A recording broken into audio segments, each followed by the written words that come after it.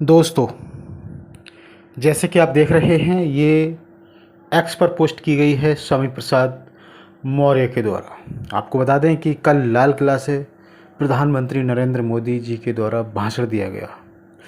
उन्होंने कहा है कि आज से 100 साल पहले एक संगठन का जन्म हुआ। जी बिल्कुल, प्रधानमंत्री जी सही कह रहे हैं। 100 साल पहले आरएसएस का जन्म हुआ। फिर प्रधानमंत्री जी आगे कहते हैं कि 100 साल का इतिहास है, राष्ट्र की सेवा की है बहुत ही लगन से। अब प्रधानमंत्री जी से ये सवाल है कि आखिर राष्ट्र की सेवा किस तरह से की है। क्या राष्ट्रीय स्वयंसेवक संघ का योगदान भारत की आज़ादी की लड़ाई में हुआ है? और जहाँ तक सूत्रों की बात करें, इतिहास की बात करें, तो आरएसएस के लोगों ने अंग्रेज़ों की मुखबरी की है, मुखबरी किया करते थे। ऐसा संगठन जिसने 50 साल तक अपने कार्यालय पर देश का तिरंगा नहीं लहराया था, उस संगठन का इतिहास रहा है। क्या वो संगठन राष्ट्र की सेवा कर सकता है? आरएसएस का काम है सिर्फ ओनली हिंदुत्व का विकास करना, देश में हिंदू मुस्लिम पैदा करना, हिंदू मुस्लिम को बढ़ावा देना।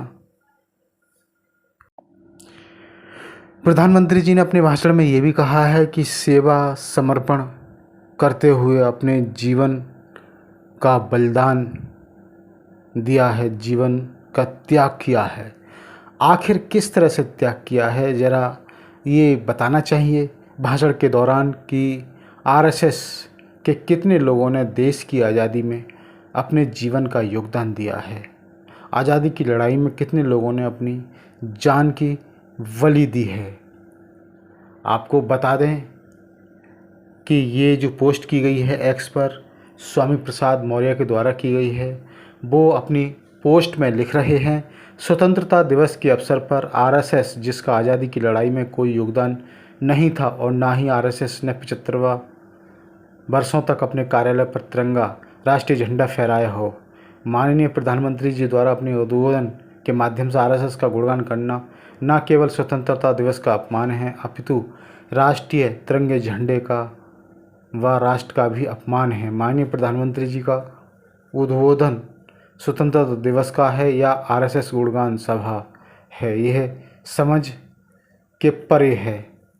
तो ये ट्वीट किया गया है। और आपको बता दें कि पीएम मोदी जी के द्वारा सिर्फ जिक्र जो करना चाहिए, कितने वीरों ने अपनी जान की बाजी लगा दी स्वतंत्रता दिवस पर, बल्कि इसको एक आरएसएस की सभा बना दिया, यही कह रहे हैं स्वामी प्रसाद मौर्य। तो ये बड़ी खबर थी।